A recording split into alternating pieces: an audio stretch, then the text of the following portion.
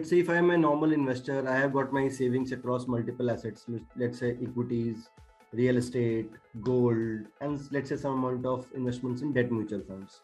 So as the interest rate goes up, obviously the risk assets suffer first of all.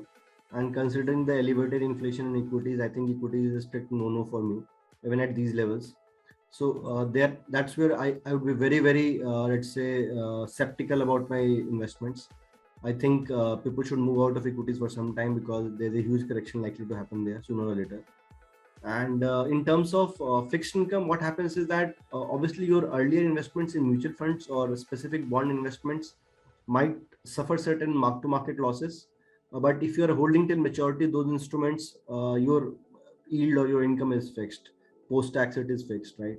But yes, it gives you an opportunity in terms of what else can you do if you're trying to move out your money from equities or let's say a real estate sale capital into bonds.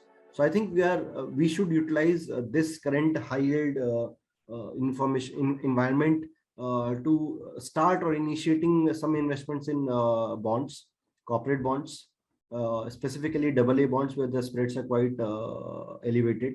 And there are certain parts of the yield curve where people can definitely look in terms of very decent return, even after post-tax, even after considering whatever is happening around us.